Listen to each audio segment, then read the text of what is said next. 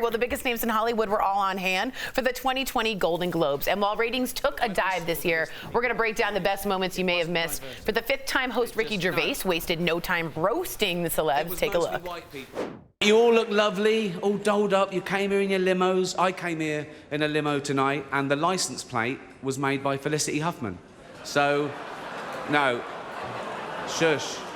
Once upon a time in Hollywood, nearly 3 hours long, Leonardo DiCaprio attended the premiere, and by the end, his date was too old for him. So, Apple roared into the TV game with a morning show, a superb drama about the importance of dignity and doing the right thing, made by a company that runs sweatshops in China. So, well, you say you're woke, but the companies you work for, I mean, unbelievable. Apple, Amazon, Disney. If ISIS started a streaming service, you'd call your agent, wouldn't you? So, if you do win an award tonight, don't use it as a platform to make a political speech, right? You're in no position to lecture the public about anything. You know nothing about the real world. Most of you spent less time in school than Greta Thunberg. So, if you win, right, come up, accept your little award, thank your agent and your God, and off, okay? Already, this reaction shot of Tom Hanks during Ricky's speech has become a big meme online. One of the biggest winners last night was Once Upon a Time in Hollywood, which took home the Best Picture award for musical or comedy, Best Supporting Actor for Brad Pitt, and Best Screenplay for Quentin Tarantino. He went up there and thanked himself. Best Motion Picture Drama went to the war film 1917, and Sam Mendes, in a big upset, got the Best Director award. Now, despite Ricky Gervais's warning to steer clear of politics, several used their wins to highlight causes. Take a look. We're not going to look back on this night in the history books. We will see a country on the brink of war. It's really nice that so many people have come up and sent their well wishes to Australia, but we have to do more than that. We don't have to take private jets to Palm Springs for the awards sometimes or back. Please.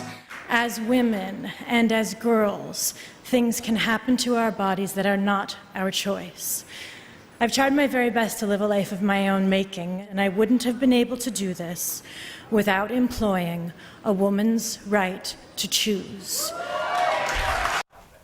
Wow, I thought that was an amazing speech. She also went on to say women voting have the biggest block, so make sure you vote for your own well interest because men have been doing it for years. Just a great speech. What stood out for you, Jeff? Patricia Arquette's boobs. They stood out the most to me. Yeah, I didn't hear the first half of her speech, so that's that. Anyways, I love the awards. I know everyone wants to say go away with the awards. I'm the first one to say that, but I really enjoyed the awards last night. I loved Brad Pitt's speech. I thought he was great. You saying that, man? I did. I had a good time. I thought Ricky Gervais hit the nail on the head. He nailed it. What's the first guy? The first Rami award winner?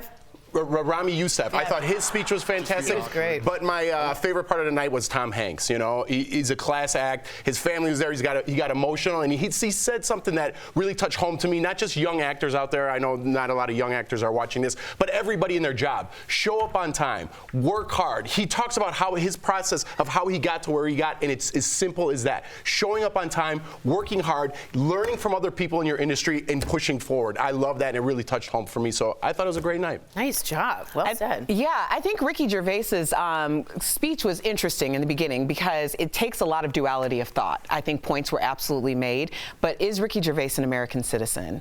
When I was traveling during our break... She always comes up with the ideas I never thought about. Go ahead. Well, no, when I was traveling during break, I encountered a lot of people who weren't American citizens who wanted to drive home their thoughts about what was happening in our country and our politics.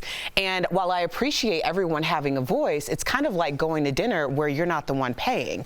I mean, you can get food poisoning like the rest of us, you can enjoy the meal like the rest of us, but you don't have to pay the tab. So I think that anytime you employ and say what you should or should not be doing when you're not paying the tab, I do take issue with that. But again, I do think points were made. Dang, that was pretty good. That was pretty good Very point. good I didn't even see that. I liked it when Brad Pitt spoke and they cut away to Jen. I'm super shallow. That was my favorite. I think a lot of people like that. I think people really like that part. That was my favorite part. All right.